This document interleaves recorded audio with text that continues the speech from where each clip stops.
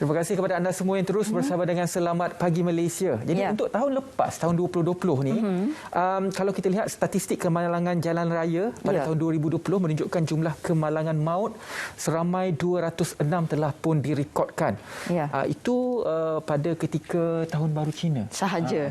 Tahun ini bagaimana? Apakah inisiatif yang dilakukan oleh JPJ, Jabatan Pengangkutan Jalan, untuk memastikan nombor ini akan sentiasa turun? Kalau boleh tak nak ada kemalangan maut. Betul, semestinya kan. Betul. Dan bersama dengan kita di studio yang akan membincangkan tentang perkara ini, itu saya kenalkan Datuk Zailani Haji Hashim selaku Ketua Pengarah Jabatan Pengangkutan Jalan Malaysia. Assalamualaikum, Datuk. Waalaikumsalam. Masya Allah, Datuk, tadi seperti yang Ridwan kongsikan, statistik itu menunjukkan satu angka yang cukup besar, di mana ketika Tahun Baru Cina sahaja berlakunya kemalangan sebanyak 206 kemalangan yang telah pun berlaku. Jadi untuk tahun ini, apa antara inisiatif yang dilakukan oleh pihak JPJ sendiri semestinya untuk memastikan keselamatan dan nyawa orang ramai? Terima kasih. Pertama kali terima kasih pihak SPM Selamat Pagi Malaysia jemput JPJ saya dan tim hari ini. Pertama kali memang kita akui besok lusa ada cuti yang panjang. Betul. Tak lain tak bukan sempena Tahun Baru Cina. Tahun Baru Cina kalau kita lihat bermula 31 hari bulan Februari, tapi 31 hari bulan Januari itu dia ada satu tarikh reunion dinner. Betul. Malam 31. Walaupun pihak kerajaan melalui Menteri Perpaduan Datuk Halimah dah keluarkan bahawasanya tidak ada suatu bentuk rumah terbuka, tetapi kita menjangkakan suatu exodus. Mereka akan balik kampung bermula 31 hari bulan 1 tu.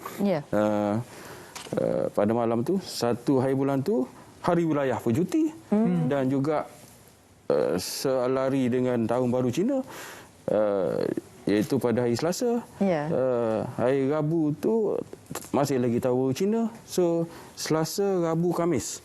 Direct. Jadi, mendasari kepada situasi ini, kita menjangkakan long holiday, jadi mereka akan ramai, mereka akan ramai di jalan raya. Dan selari dengan itu juga, seperti tahun-tahun lepas, pihak JPJ bersama dengan Polis Diraja Malaysia, kita memang bekerjasama untuk memastikan keselamatan jalan raya yang merangkumi pengguna dan juga kenderaan itu sendiri sentiasa dalam keadaan selamat. Dan selari dengan apa yang saya cakap itulah, kita akan melancarkan operasi Tahun Baru Cina, di mana kalau kita tengoklah statistik sebelum pada ni 2011 hingga 2022 47% kematian yang menyebabkan kemalangan adalah mereka di kalangan bawah 30 tahun. Itu antara suatu statistik yang agak mengejutkan kita. Dan kita selaku badan yang bertanggungjawabkan untuk mengawasi keselamatan jalan raya dan pengguna jalan raya, mengambil inisiatif bersama dengan rakan strategik tak lain tak bukan JSPT atau Jabatan Kesihatan dan Penguasaan Trafik Bukit Aman, untuk memastikan mereka-mereka di jalan raya sentiasa dalam keadaan selamat, mematuhi peraturan, mematuhi undang-undang yang kita terapkan. Sebab JPJ ni sebenarnya dia balance. Tangan kanan dia kasar sikit, iaitu penguasaan. Tangan kiri dia ada advokasi, dia panggil.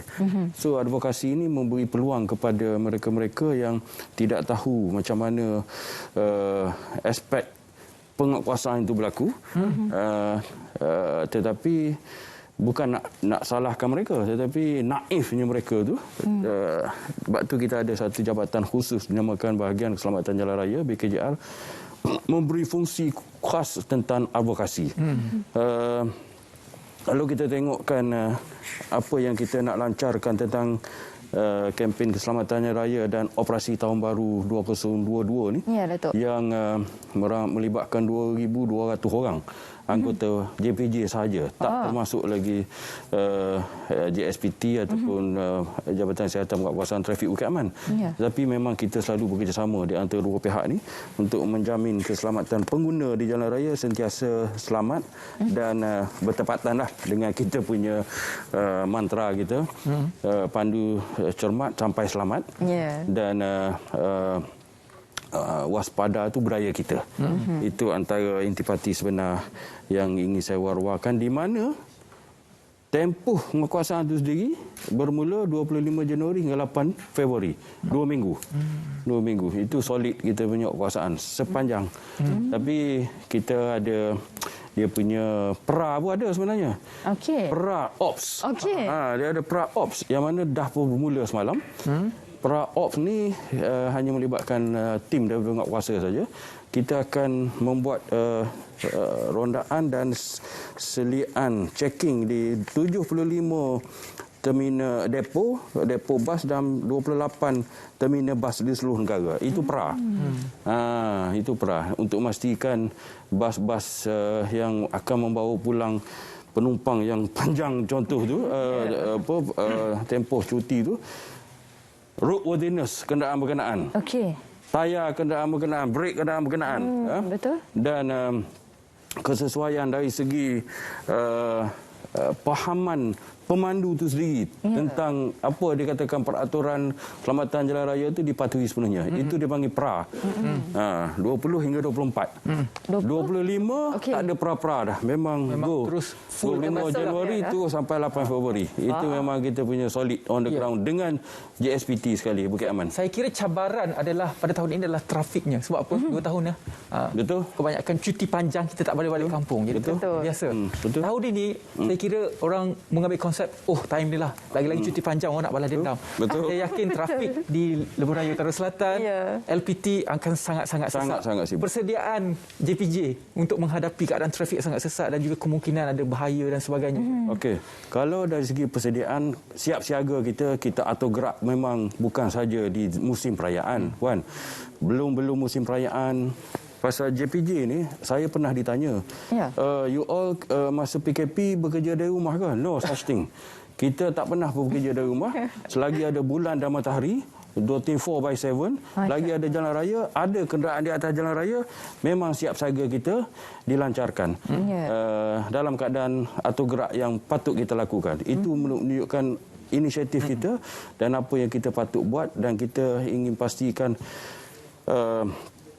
kemalangan maut yang melibatkan, saya bimbang. Motosiklis ni, mereka adalah golongan-golongan yang saya war-warkan tadi, yang banyak terlibat dengan kemalangan maut. Betul. Yang saya cakap statistik 2011 hingga 2022, 47% mereka yang maut adalah mereka ini bawah 30 tahun, dan mereka inilah yang banyak di lapangan.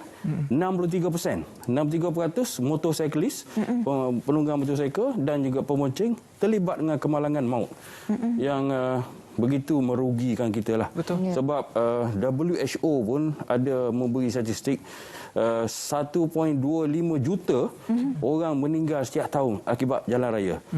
So kita boleh bayang. 1.5 juta. Ya, 1.5 juta. So negara kita pun merangkumi statistik ini dalam WHO tu.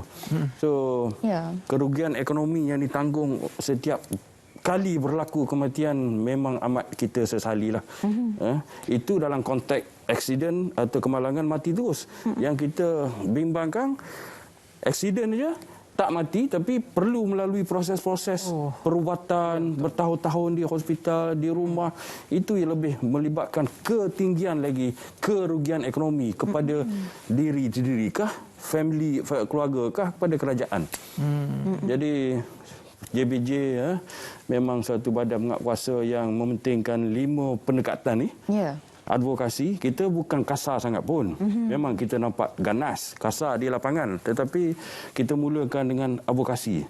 Literasi ini benda-benda yang berkaitan dengan bercetak, kita war-warkan.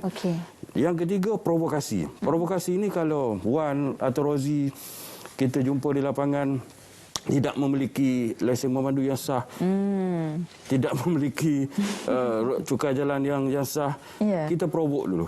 Okey. Jangan lagi buat benda-benda ni. Kalau buat lagi, kita akan ambil tindakan begini begitu. Dia orang di lapangan, Wan, dia orang tak sakut dari segi saman. Dia orang berkepuk duit.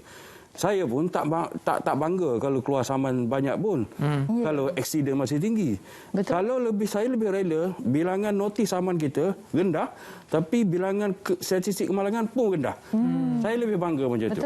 Betul. JPJ yang dipertanggungjawabkan oleh kerajaan untuk cari hasil, banyak lagi sumber kita boleh cari hasil.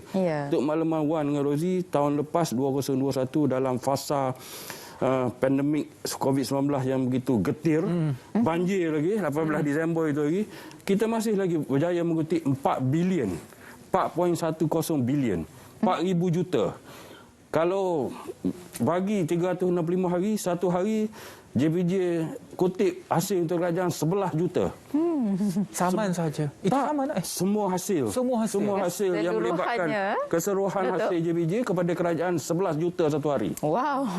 So satu tahun 4.004 bilion. Okey. Bilion.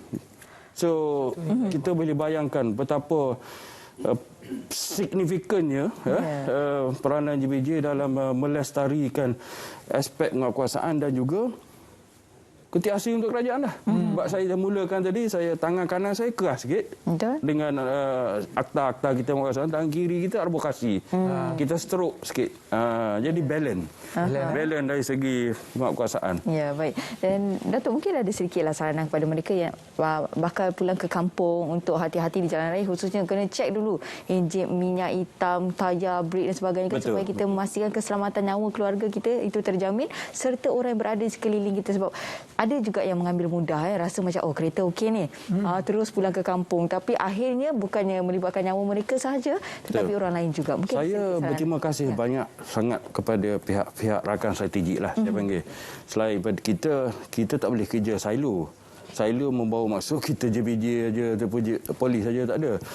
Waktu rakan strategik kita bukan saja JSPT Bukit Aman, polis, tapi juga rakan-rakan pihak swasta di luar sana. Kalau saya boleh kongsikan di sini apa peranan kerjasama kolaborasi dengan Petronas, kolaborasi dengan Petron, kolaborasi dengan Puspakom. Kalau dengan Petronas memang kita ada satu bentuk package cantik lah, cantik dengan Petronas ni yang dinamakan Petronas Coffee Break sempena ulang tahun ke-25 mereka. Di mana mereka lancarkan Petronas Coffee Break ni mulai 29 dan 30 Januari, itu masa peak tu. Dan 6 dan 5 dan 6 Februari, masa tempoh cuti panjang, di mana mereka-mereka yang di dalam perjalanan balik kampung kah, bercuti kah, boleh bersinggah di Petronas untuk menikmati coffee break secara percuma. Itu dari segi Petronas. Untuk Petron pula, Petron ni dia bekerjasama dengan MyAG Assist, di mana mereka juga memberi perkhidmatan pemeriksaan kereta dan motosikal secara percuma. Di selected Petron station, kalau pengguna jalan raya melalui stesen-stesen Petron tu, kalau ada tulis notifikasi seperti yang saya war-warkan, masuklah. Mereka itu bermula pada 23 Januari hingga 28 dan juga 23 28 hingga 30 pun, 23-30 lah. Peluang cantik ini oleh Petron. Puspakom ni semua orang tahu. Sebab pemeriksaan, cek kereta, tahu kan. Jadi, apa yang Puspakom buat, memberi peperiksaan percuma, Voluntary Vehicle Inspection, VVI dipanggil, secara percuma. Di seluruh kawasan Puspakom, mulai 21 Januari hingga 31 Januari. So, hari ini dah mula dah. Inisiatif yang diberikan yang antara kerjasama PJ dengan pihak-pihak swasta dan juga pihak kerajaan. Betul. Demi memastikan keselamatan kenderaan itu supaya kita naik, kita tahu keselamatan kita pada tahap mana. Betul. Ini peluang yang cukup baik ni, Ridwan, sebab secara percuma. Betul. Secara percuma. Puspakom minum kopi dekat Petronas juga secara percuma. Secara percuma, betul. Jadi itu semualah untuk kalau penat memandu, berhenti seketika. Trafik akan jadi sangat sesak nanti. Kena sabarlah waktu memandu. Kemalangan, Puan, kemalangan banyak disebabkan oleh kita punya 80% negligent atau kelalaian human factor lah, bukan mekanikal atau technical punya part of the machine tu, kereta kenderaan tu. Tapi 80% tak lain tak bukan microslip lah. Microslip boleh kita halang apabila kita berhenti kejap kalau mengantuk. Dan sementara lagi Petronas ada menawarkan coffee break. Ambil peluang dengan apa yang pihak swasta dengan kerjasama JPJ buat ini, sebab mereka ini memang selalu dengan kita. Memang mendokong aspirasi dalam mewujudkan pandu cermat sampai selamat. Budaya waspada, budaya kita. Itu sebenarnya yang mereka dokong aspirasi itu bersama dengan JPJ. Paling dekat dengan orang biasa, pandu cermat jiwa selamat lah. Semua jiwa itu tagline saya rasa belum Wan ada lagi. Betul, sekarang. Biar lambat asal selamat. Betul. Berhentilah seketika kopi untuk segarkan mata anda. Terima kasih banyak-banyak kepada tetamu kita pada hari ini, Datuk Zailani Haji Hashim, Ketua Pengarah Jabatan Pengangkutan Jalan Malaysia, memberikan pencerahan kepada kita berkenaan dengan kempen keselamatan jalan raya peringkat kebangsaan bersempena dengan Tahun Baru Cina 2022 yang akan berlaku tidak lama lagi, insya-Allah. Yang paling penting adalah jaga keselamatan diri anda, nyawa anda dan juga keluarga anda, elakkan daripada microslip. Itu yang paling utama, insya-Allah. Okey, dan sekali lagi kami ucapkan ribuan terima kasih pada Datuk Zailani Haji Hashim. Terima kasih banyak Datuk selaku Ketua Pengarah Jabatan Pengangkutan Jalan Malaysia. Okey, masya-Allah, dan kita akan